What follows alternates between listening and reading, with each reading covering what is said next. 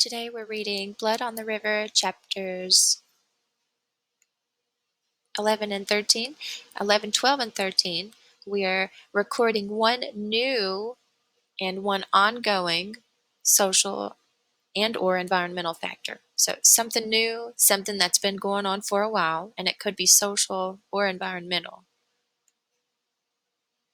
We're thinking about how do the settlers respond to the challenges of their journey to the unknown.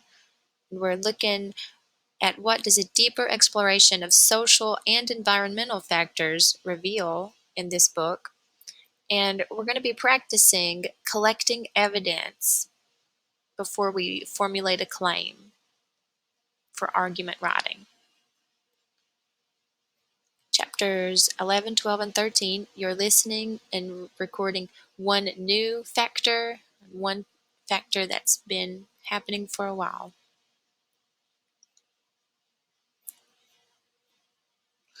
Chapter 11, the epigraph reads, so, the attack just happened. The big attack just happened, and James, little snot-nosed 9 or 10-year-old boy, he has died. Chapter 11. Hereupon the president was contented. The fort should be palisaded, the ordnance mounted, his men armed and exercised. So now the President Wingfield is saying, okay, I'll be happy if we build a palisade now. And he said it should happen, and everybody did it.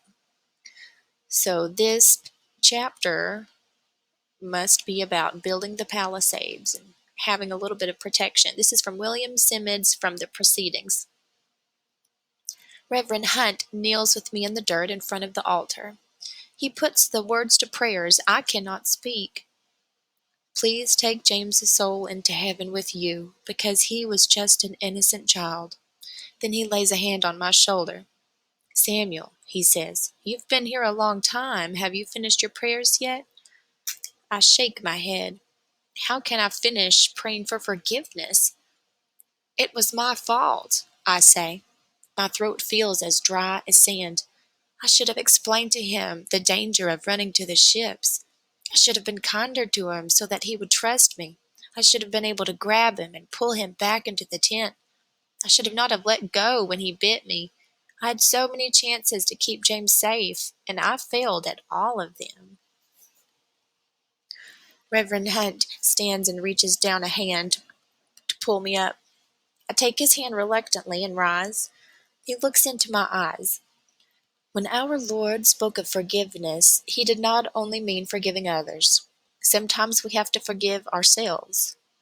I swallow past a lump in my throat. Now go wash your face and see if there's any breakfast left. You won't be able to work if you don't eat. Reverend Hunt gives me a little push, and I leave the chapel. I trudge through the work of the day, sewing up holes in tents and mattresses, bringing water and food to our makeshift hospital where Dr. Watton tends to the wounded men, dumping more water on our wilting plants. Richard's eyes are red and swollen. I don't know what to say to him to make it any better. I don't think he wants to hear from me anyway. I wonder if Richard will ever forgive me for my meanness to James while he was alive and my failure to save him. That afternoon, Captain Smith, Captain Newport, and their party return. They say their Indian guide had acted strangely, left them suddenly with no explanation. This made them suspicious that a raid was being planned, so they sailed back to us as quickly as they could. They are dismayed to find that they were right. In the evening, the council calls a meeting to discuss our situation. I creep near the cabin where the council members are talking so that I can eavesdrop. These are not just disorganized people living in towns here and there, says Captain Newport. They are tribes within an empire. Their emperor is called the Powhatan. The people are called the Powhatans, and the river we named the James River, they already call the Powhatan River. They are a kingdom of warriors. The boys are taught how to use bow and arrow when they are 6 years old. Their mothers don't even give them breakfast until they have shot their targets in the morning. When the great Chief Powhatan wants to conquer a new tribe, The warriors get the job done very quickly. "There's a prophecy they told us about," said Master Percy. "The bay we first entered on our way here is what they call the Chesapeake Bay. There used to be a tribe, the Chesapeakes, living on its shores. The prophecy says that a threat to Chief Powhatan's empire will come from the Chesapeake Bay. When he heard this, he sent his warriors, and in one day they wiped out the Chesapeake tribe." "There must have been 400 of them last night," says Captain Gosnold. "If it had not been for the cannons scaring them off, they would have easily killed us all." There is silence then. No one wants to tell President Wingfield that he was wrong and Captain Smith was right about building a palisade, I think. President Wingfield, to his credit, had been at the forefront of the battle. Those who saw him said that he fired his musket even as an arrow went right through his beard. I hold my breath. "Please, someone tell him we need to build a strong fort." "All right," President Wingfield's voice breaks the silence. "There will be watches, armed men at every corner, in shifts throughout the day and night, and—" he hesitates a moment. "Tomorrow we will begin construction of a tall palisade with not so much as a crack between the posts." I let out my breath and creep away before anyone catches me listening. Fear makes us work fast. We fell trees and make them into palisade posts with wickedly sharp tips. We dig a trench and a large triangle around our tents and plant our posts so close together that an arrow cannot get through. Each corner of the triangle is rounded like a half moon, with a platform inside. We bring cannons from the ships and mount them on the platforms. We are making a fort, like soldiers in a war. Thank goodness the sailors are still with us. They, along with our laborers, soldiers, and other working men, are the ones with the strength and speed to get the job done. If we had to depend on the gentlemen, many of whom still don't want to dirty their velvet, we would still be at the mercy of the Indians for many more weeks. As it is, the natives mount small attacks every other day on any man or creature who strays too far from our guarded, half-built fort. They shoot Master Clovel while he is out hunting. He comes running back to the fort with arrows sticking out of him and dies soon after. They shoot and kill another man in the woods when he drops his slops to relieve himself. They even shoot one of Captain Newport's dogs while she is sniffing after a rabbit. Captain Smith finds me using a hatchet to sharpen palisade post tips.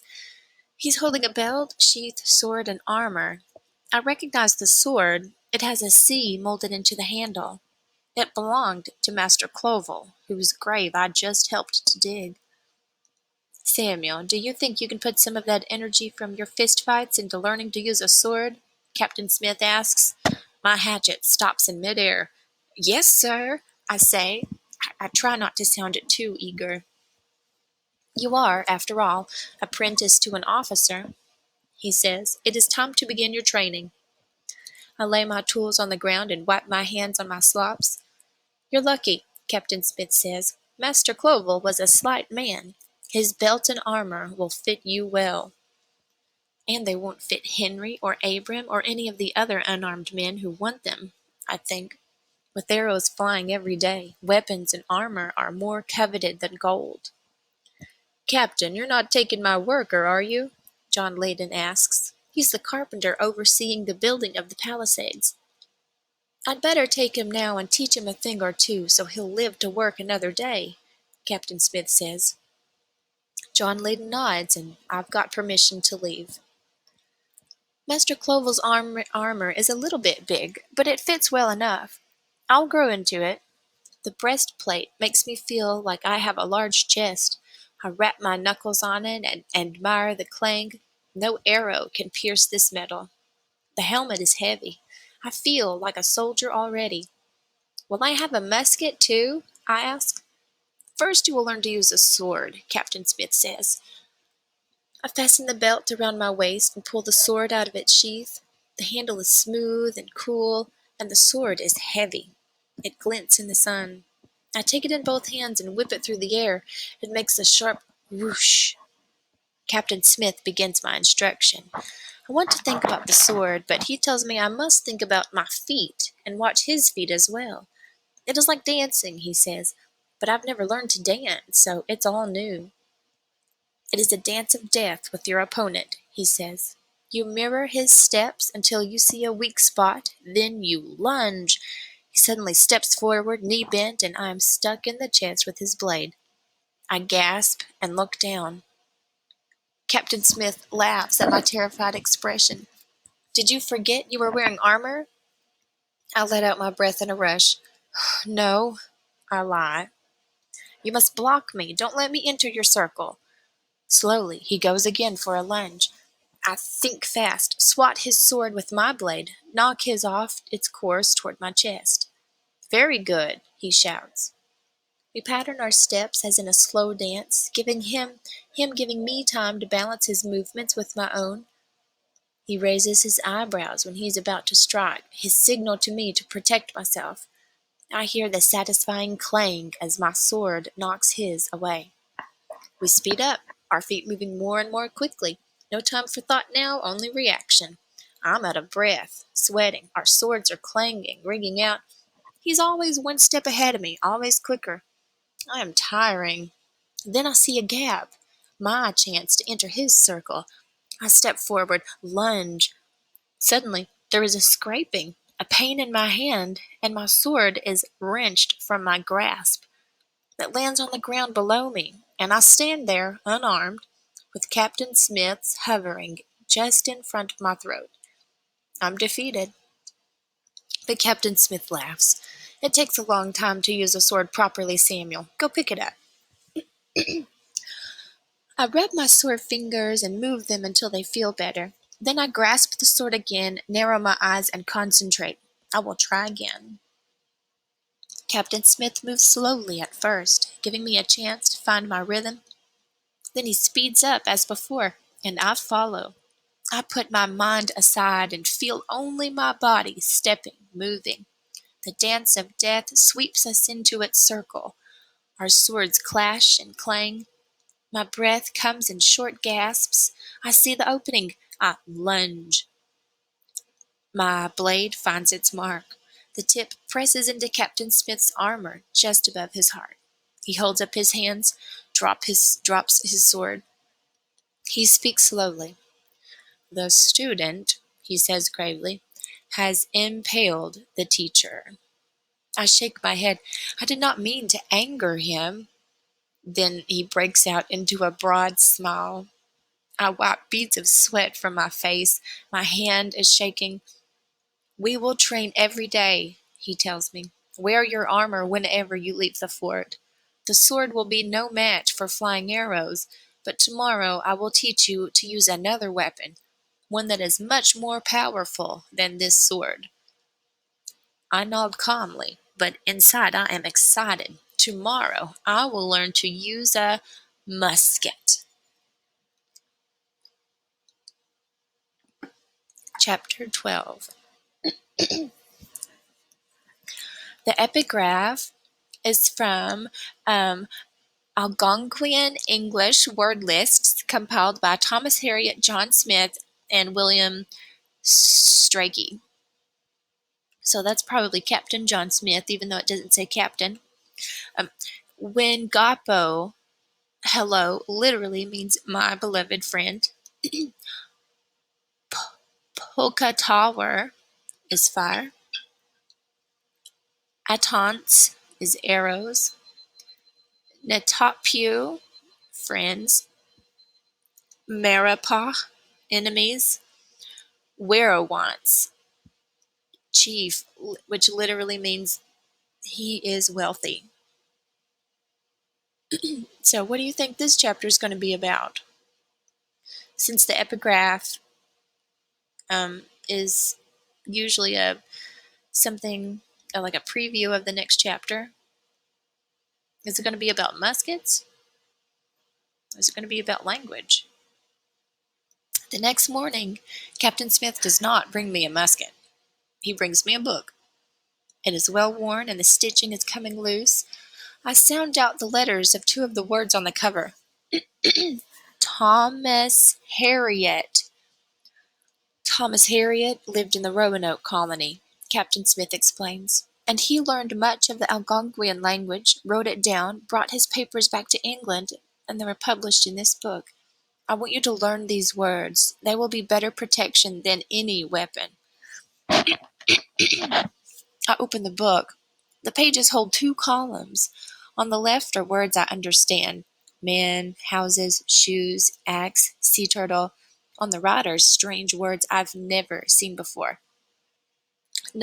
Numaruf, Yahawkins, moccasins, tomahawk, terrapin. Farther down the page is a word with no English translation to it.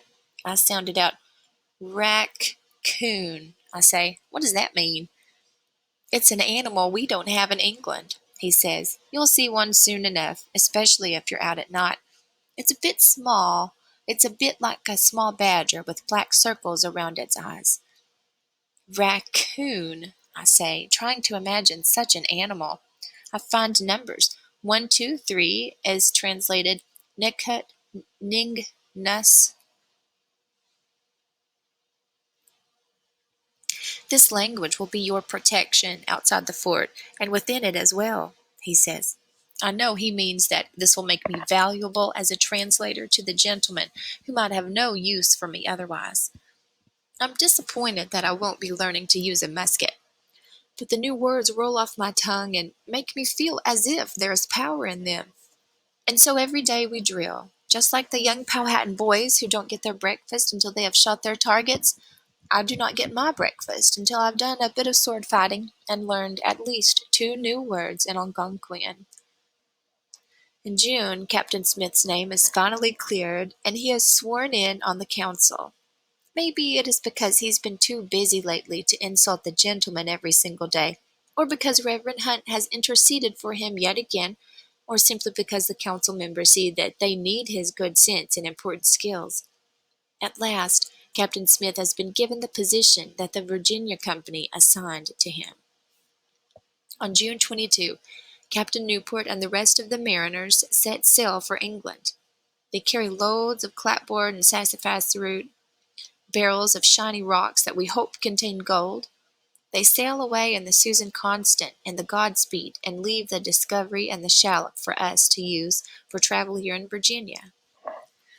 Captain Newport also takes all of the food stores, except for 14 weeks' worth of wheat and barley for the 100 or so of us colonists.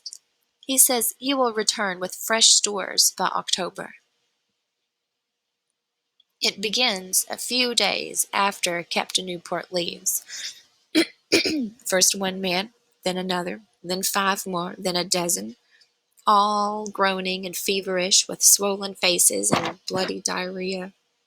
Never have I heard such sounds of the misery, the moaning and whimpering, the begging to be released from their bodies. And then they begin to be released, sometimes 1, sometimes 2 or 3, turning up stiff and cold in the morning. I feel dizzy and nauseated, but I'm still able to stand, so I help drag the bodies outside the fort and dig graves. Soon there are so many sick that there is no one with strength to tend the gardens, no one with strength to hunt or fish. We are left with a cup of barley and a cup of wheat for each man per day, and this is filled with wriggling mealworms. I help cook the grains in the big pot over our communal cook fire, and I watch as the mealworms float to the top. As we grow hungrier, more and more men become ill. Those who still have the energy to argue have theories about what's causing the sickness. It's a curse. The savages have cursed us, one man says. No, you're wrong. It's the filthy river water, says another. It's salty and slimy at low tide, and it's all we've got to drink. You're both wrong. It's starvation, pure and simple, comes another explanation. There's more worms than grain in our meal. No, it's the wet and chill that's killing us. The rain comes right through into my tent, and I sleep shivering every night. Sleep? Who gets sleep? I'm on watch every third night. A man can't stay healthy when he gets no rest. You're all wrong, says yet another. It's Ratsbane. There's a Spanish spy among us, and he is poisoning us all. I know arsenic poisoning when I see it. But soon, even those that think they have an explanation are too sick for discussion. Captain Smith falls ill, then Captain Gosnold, and Master Percy, then Richard too, and Reverend Hunt.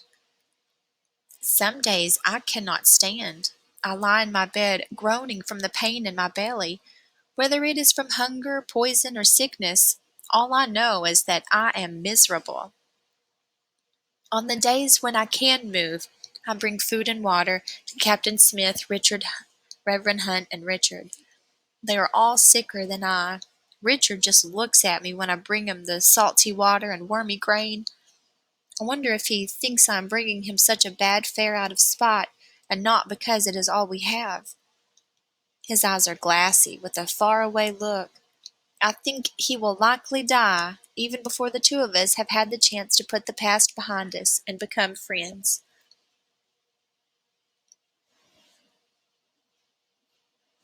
Henry is still up and around, doing his chores for President Wingfield, but Abram is ill. President Wingfield himself is in the finest of health. I hear Henry and Abram one night when they think I'm asleep. I stole an egg for you.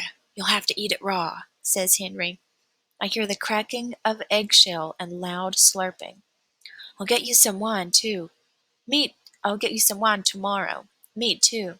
I told him if he doesn't share the stores with you and me, he'll be doing his own laundry and mending soon. I suck in my breath. They've got eggs? We ate all our chickens weeks ago, and the last eggs, and shared the last eggs all around. At least, we thought those were the last eggs. What's that? Henry's voice startles me. You're awake then, you scum? Suddenly his thick hand is at my throat, and his dark form looms over me. You've heard nothing, you understand me? He hisses. We are very close to the other tent, so he speaks softly, but with cold meanness. Nothing. I try to nod, but his hand clamps hard around my throat. I can't breathe. Swear it, he demands. Swear in God's name you will tell no one what you heard. I swear it, I croak. He gives my throat one last shake, then releases me. Speak of it and you will die, he says. I have no doubt he means it. He is protecting his master. Without his master, Henry may be of no use to anyone. He might not even be worth his share of the dwindling food rations. He's protecting himself. I lie in the dark, listening to Richard's ragged breathing. Will he die with his last memory of me being something mean I said or did to him? And what of Captain Smith and Reverend Hunt? Will they die and leave me with no one to be my ally against the anger and whims of the gentleman or of Henry? The next morning, 2 more corpses are dragged out of the tents. I'm barely able to stand, but I will help dig the graves. In my head, I count up how many of us there are left and realize we've buried half of our men. The savages might as well come finish us off now, I hear a man say, and we'll disappear just like the Roanoke colony did. And all the while, Master Wingfield eats his meat and drinks his wine. John Leyden brings 2 shovels, one for me and one for him. We don't go far from the fort to dig the graves. 2 soldiers come with us as guards. As we dig, we look warily around, hoping there are no Indians to shoot at us today. If we had more strength, more courage, we could go into the forest to hunt and bring back fresh meat. But too many men have gone to hunt and have staggered back into the fort with arrows in their bellies, only to die in agony a few days later. And now I know there is meat and eggs within the walls of our fort. Captain Smith is looking a little better today. He is up on his own, and so I will not need to bring him breakfast. I bring a bowl of wormy grains to Reverend Hunt in his tent. He's pale and lean, his cheeks sunken in. When I hand him the bowl, he fumbles with it and nearly drops it. Can he live much longer on this foul food and salty water? Reverend Hunt, I have a question, I say. He nods. He's ready to listen. If I have sworn not to do something, sworn in God's name, must I keep my word? He frowns. Who has made you swear something in God's name? He demands. I hang my head. I cannot tell this, or Henry will clamp his hand around my throat until there is no breath left in me. Reverend Hunt's hand shakes as he lifts a spoonful of gruel to his mouth. He chews, thinking, then speaks. If you will not tell me all of it, I cannot give you an answer. But you are capable of finding the answer on your own. Your heart will know better than your head. Choose the path of love and not of fear. The choice you make out of love will always be the right one. I leave him and go to chop wood for the cook fire. With the last of my strength, I slam my frustration into the wood with my axe. I hate Henry. I hate being afraid of him. If I keep my sworn oath to him, is that a choice made out of love? No, it's a choice made out of fear. Have I grown to love Reverend Hunt with his patience and wisdom and love for me? Yes. I throw down the axe. I have made my decision.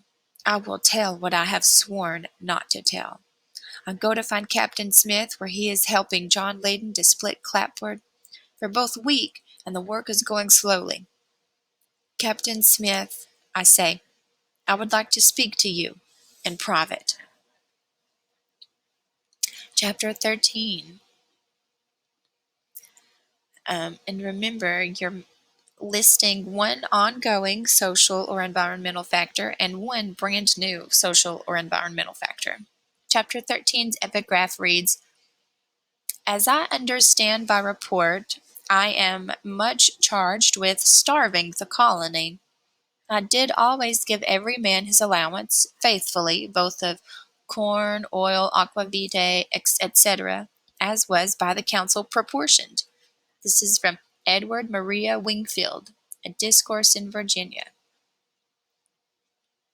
So he's saying, uh, they accused me of starving people, even though I gave every man his cup of wheat a day. Master Wingfield is no longer our president. He's under arrest, locked up on the Discovery, and his private store of wine, dried beef, eggs, oatmeal, and other good food has been shared equally among us. He says he was keeping it to dole out to us if we ran out of provisions, but that didn't keep the council from voting him down. Now we have Captain Ratcliffe as our president. Captain Smith, we have gone from the frying pan. Captain Smith says we have gone from the frying pan into the fire. Reverend Hunt is looking much better. Many of us gave him some of our share of eggs and meat, and so he has been eating well for days. We have had grain, too, great drenching storms of it. We have caught it in buckets and barrels to drink, and the river is no longer so salty. The rainwater tastes so sweet, I would think it had honey in it. Reverend Hunt has color in his cheeks again, and is able to lead Sunday services for the first time in many weeks. Captain Smith has taken all the credit for discovering Master Wingfield's stash, and for that I am grateful. Henry has no idea it was I who told, and so he has no compulsion to kill me. Richard is much better now, too. I am relieved. I decide to take the first step toward becoming his friend. Richard, you want to see my sword? I ask one day when he is up and looking stronger. I could show you some of what Captain Smith is teaching me. Richard looks at me warily, as if he thinks this is going to be a trick. I thought you might be interested, I say quietly. I look down, avoiding his eyes. There is a silence between us. Then Richard says, Are you ready to fight a duel yet? I cringe. Is he challenging me to a duel? But when I look up, he's grinning. Not yet, I tell him, but Captain Smith says I'm learning well. Come on, I'll show you a few things. I let Richard try on my armor and have him fasten the belt around his waist so that he can feel the weight of the sword too. He pulls the sword out of his sheath and holds it in both hands. I tell him about what Captain Smith is teaching me. the footwork, and the sword work. Suddenly Richard closes his eyes, and a look of pure sadness comes across his face. "Richard, what is it? Are you going to faint? I should have never had him try on heavy armor when he is barely well." He shakes his head. "James," he says, "if—" He stops himself to keep from crying.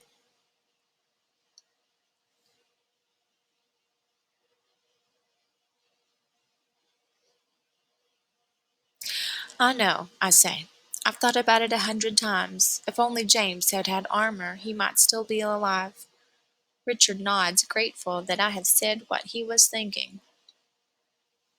Then a thought strikes me.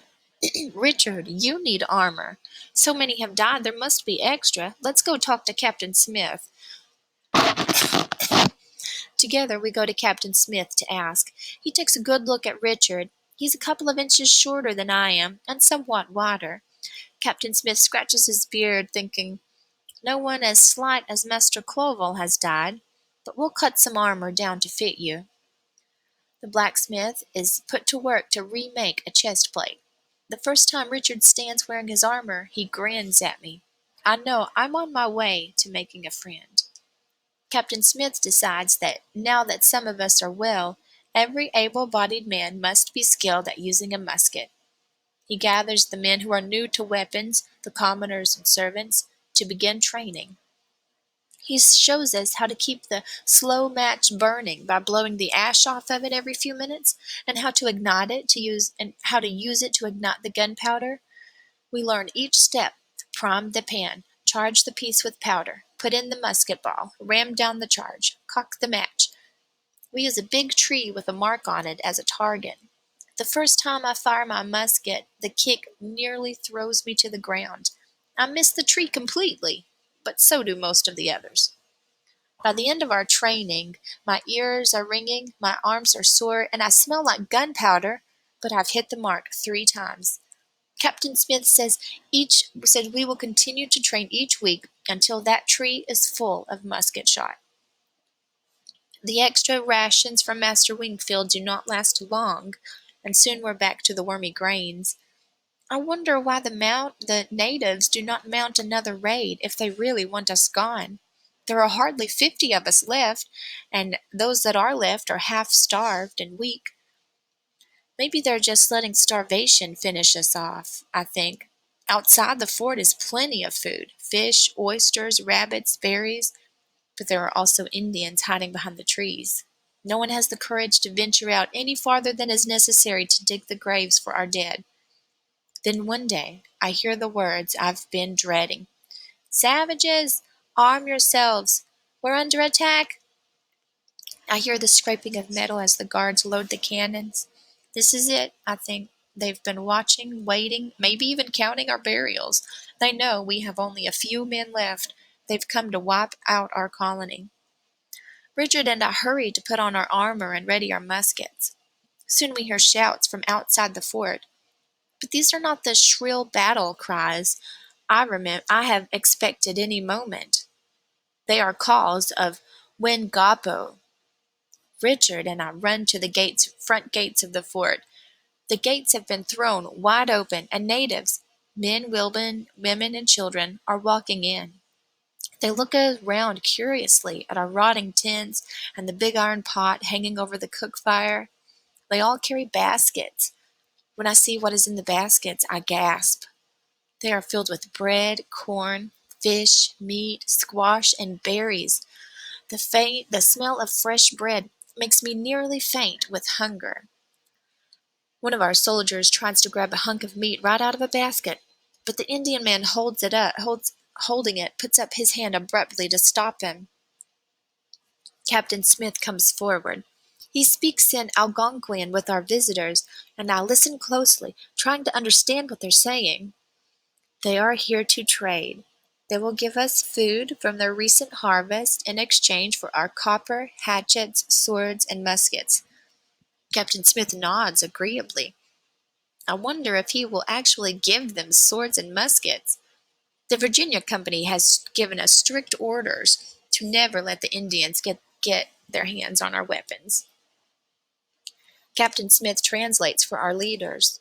Our visitors say that within the Powhatan Empire, there are tribes who are our friends and some who are our enemies.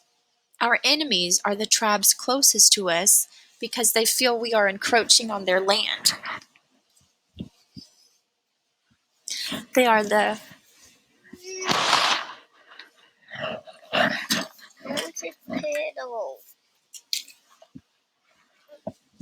okay, Dan.